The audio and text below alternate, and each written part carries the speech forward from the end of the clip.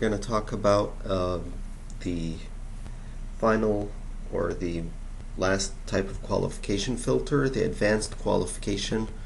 There's a part of it that requires a little bit more knowledge than just MicroStrategy. You need to know a little bit more about your database, because as we will see now in this tutorial, we will be entering custom SQL into a filter to customize it and tailor it to our preference or our needs. So the first thing we need to do is obviously create a filter.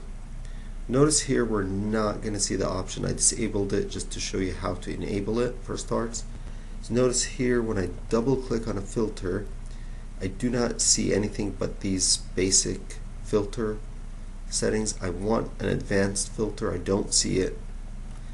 You have to enable it first. So let's close out. If you go to your project, not the project source, and you go to My Preferences, you go to Editors, expand this, you will see a Filters option. You'll see this Show Advanced Qualification Disabled. Let's click on it. Okay, and you're in business. So let's go and start our filter. Alright, so here it is, our advanced qualification option. So let's go ahead and create it. There's another option called the joint element list. I'll touch on that in a different tutorial. But here the idea is this is a free-form SQL. You can write anything, and this is very tricky because pretty much you can get away with a lot. There is a validator. It validates, for example, the number of brackets, but it doesn't necessarily validate the syntax. So you can easily make mistakes here. The good thing is your report won't run. You'll know this is the problem. So how do we create a filter, a custom filter?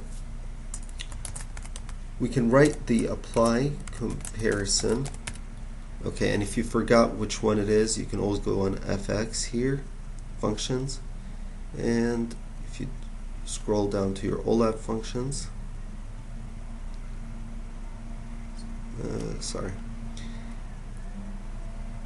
internal functions probably. There we go, the internal functions. There it is, the apply comparison, along with other apply formulas that you can use. But for filtering, we're going to use the apply comparison, where it has a pattern and arguments. The way we want to design it is by adding the pass-through function using SQL, and this is going to be dependent on the database. See here it says database specific, so it kind of gives you an idea that you can't just write any kind of SQL and it will work. If you're using Access or using T-SQL, whatever, or Oracle, you need to be database specific. So I'm using an Access database because this is the MicroStrategy tutorial. So let me just use something simple. So the apply comparison, you have to open and close, obviously. So let's close that later. Open parentheses here, and let's do an argument. Let's do something basic. So apply comparison where 1 is less than 2. Okay, that is straightforward, and there's nothing there to do. It's going to compare if 1 is less than 2, and it's either going to filter or not. It's going to do nothing to your database, obviously, because you're not using arguments. So this begs the question, so what do we need to do? Well, we need to add parameters. The counting starts with 0. So if 0 is less than 2, we're saying something is less than 2. We need to add it here, the argument. So let's see, what do we want to do that's less than 2? Well, let's make it something better. Let's do 2009-01. That's January 2009. So 0 would probably be the month, right? So I'm going to say where the month, and here's where it's important to add the form. Use the @ ID. So you can't just put month there, you need to put the month @ ID. You need to tell the SQL generator that you're going to replace the first variable, #0, with month ID. Okay? Now notice here you have a validator. You want to validate it. Okay? It approves it. It says I know. What it says, it's verifying that this is an actual attribute, the attribute month. It maps it. But here's where this gets tricky. For instance, let's say you didn't say less than, you said less than. You typed it out. Let me validate this. Notice the validator said you're good. But I know that less than means nothing in SQL. So everything I put in these parentheses here is not getting validated. So be careful. The validation is for the argument and pattern. Did you use a pattern? Did you use an argument? Did you close the parentheses? Did you close the bracket? It's validating the syntax, but not necessarily the SQL. So be very careful. I see a lot of people making that mistake and then wonder where the problem is. So let's say month is less than 2009-01. So I create a filter that says return all the months less than 2009. Yes, I know what you're thinking. You're thinking I don't need an apply a custom pass-through function for something like this. I agree. This is very obvious, but I'm showing you how to create them. How you use them is a different story, okay? But I'm going to save this. So this is my basic. Let me save it in the public folder in the reports. Call it my basic custom filter, okay? There we go. So let me go here and under reports, my basic custom filter, okay? And let me use it in a report. So I'm going to create a report, blank. Let's just keep it simple. Let me show you. If I select month, let me add this custom filter. I can drag it if I don't want to search for it, and drag it here. Okay, and let me run this. Okay, so let's see, what did it do? It returned 12 rows, 12 months. So what this is saying is that in my database I only have 12 months less than January 2009. Just happens to be my database is limited or starts in 2008. Okay, let's look at the SQL, make sure nothing crazy happened, and see what that apply comparison did. All it's saying is adding this here, so that hash 0 was converted into a month ID, and the month ID is simply coming from this table and from this selection statement. So what MicroStrategy did, it placed the month ID form here in this where clause. Straightforward, nothing fancy. So what this is allowing us to do is allowing us to reach down into the SQL and manipulate the where clause. That's exactly what it is. Now you're thinking, okay, let me save this and close. So you're thinking, how can I use this, or why would I not just use a regular? In many cases, you're going to be confronted with situations where your filter that you're trying to create just cannot be created with a simple clause. You might have situations where you're doing a select in. Remember, this is SQL, so you can still go ahead and do something fancy like a select in, where you're embedding your formulas or you're embedding more syntax. So let me go ahead and create a select in here. Let's see, and see how to. Okay, select. Let me copy it and paste it here, or just in, and let's just do, I'm trying to think, okay, select. I'd have to be familiar with the table if I'm using something like this. Select month ID from lookup month, where month ID, let's say, is greater than, or in our case we wanted to do less than or equal, or let's forget the equal, less than, and the month ID is 2009. Okay, so select month ID. Okay, so notice here we're saying, did I delete it? Month at ID. So we're saying give us the month IDs where the month ID is less than 2009. Now notice what I'm going to do here. I made an error. I didn't close this bracket, so the validator should probably catch it, and it did not. See, that's where I said you have to be very careful. See, I opened this for select, but I didn't close it. So even stuff like that, it will not pick it up because it's inside the parentheses. So it doesn't even count your brackets or any logic like that that you would expect it to do. It still will validate it for you. So you got to be careful about the validation here. See if this is going to work. I actually haven't tested it. I can double check these. Let's run it, give it a trial run. If it doesn't work, we'll fix it. Alright, so let's see what it does here. The good thing about it that, if it doesn't run, you're going to get an error. It's as simple as that. So let's run the grid. Actually, it worked.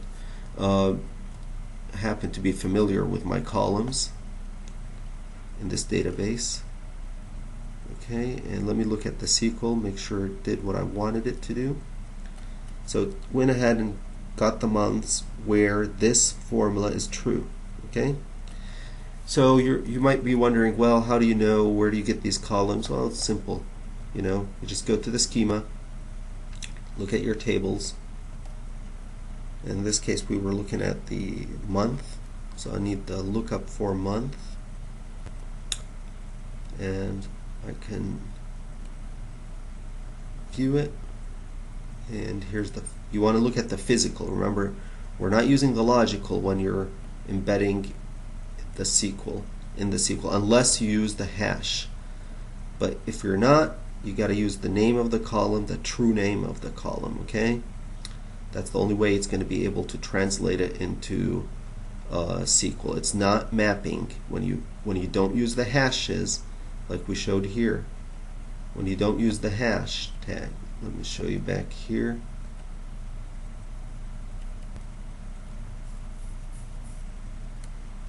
And I went to the wrong one. When you're not using this, you can't use a MicroStrategy name. So when you're embedding it here, you simply have to use the column names.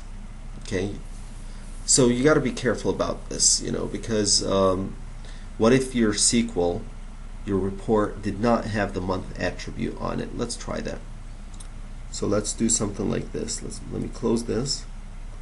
Let's experiment a little bit, show you how things start looking different quickly. Let me take the month out.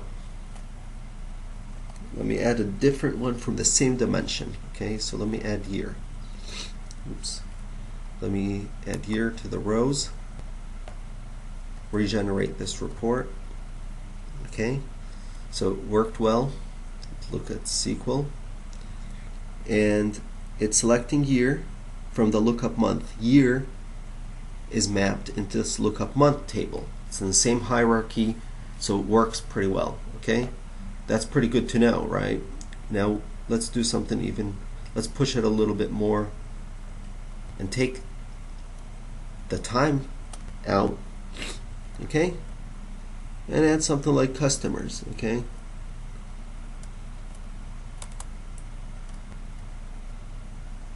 you know what to expect, right? What do you expect? Well, first of all, it's going to take a little bit longer. And second of all, look at the SQL. No reference.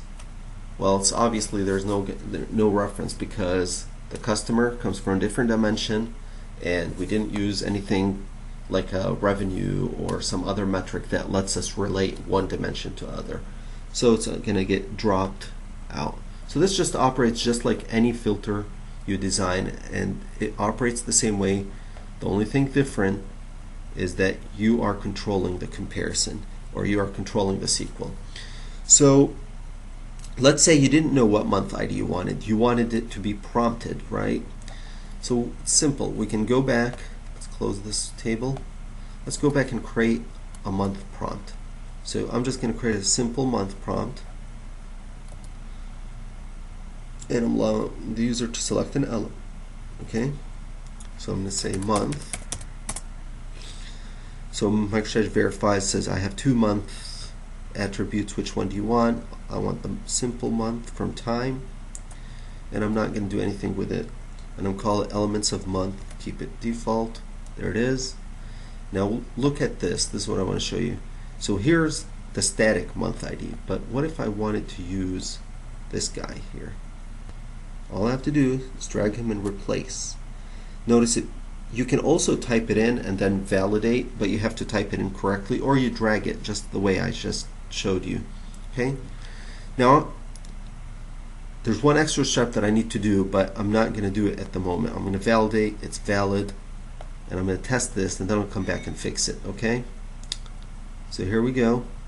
Let's run my report and see what happens. First of all, it's going to prompt us. Do March 2008. Okay, everything so far looks good. Okay, but look what happens here. No data is returned. Let's look at the SQL again. Did we notice anything? Did we skip anything? Well, let's see. It's picking up the month where it's the month ID. Look at this. Look at the syntax. Month ID in 2008-03 in select. So this is obviously is not what you wanted, right? You just wanted one in statement. So let's go and fix this. Alright, how do we do that?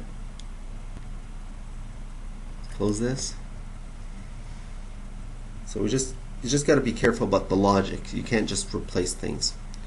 So we're saying we want the date here.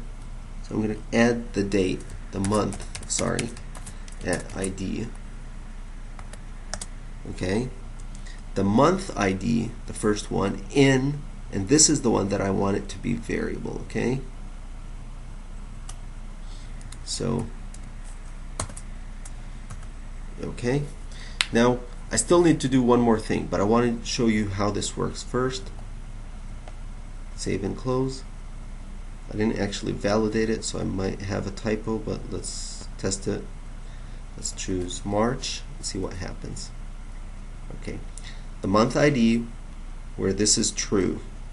Okay, so let's see what happens. Okay, so no data was returned.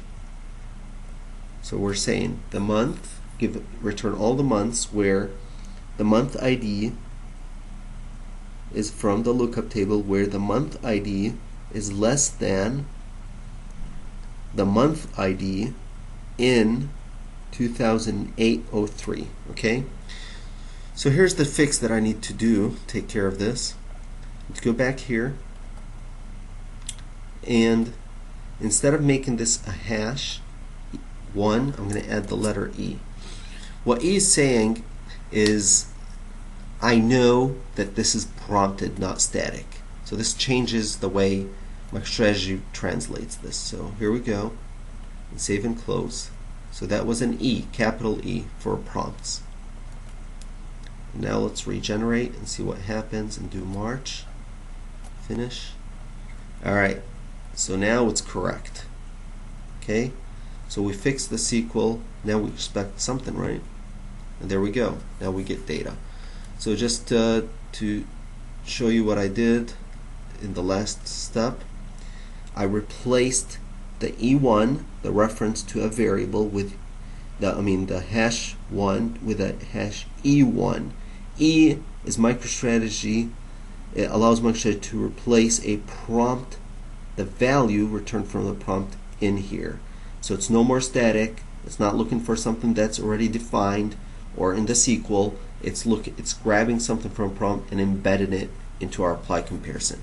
Obviously, you're looking at this and you're thinking, well, this same prompt that I created, I can create it without a custom.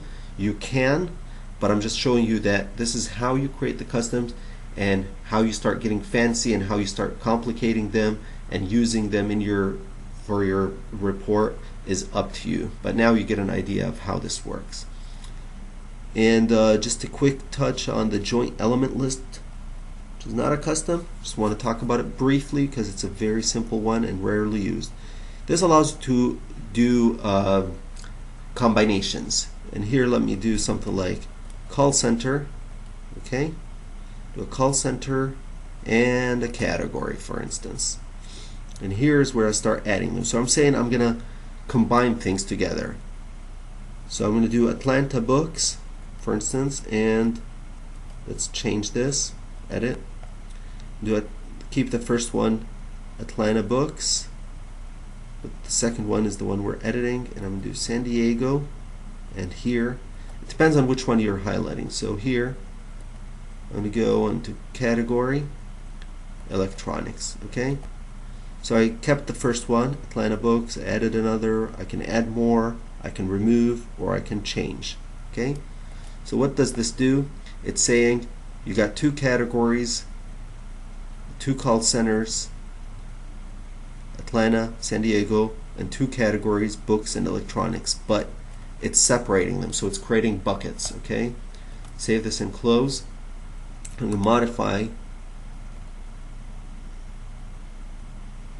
my report, okay? This probably doesn't need time anymore. Let's just do something with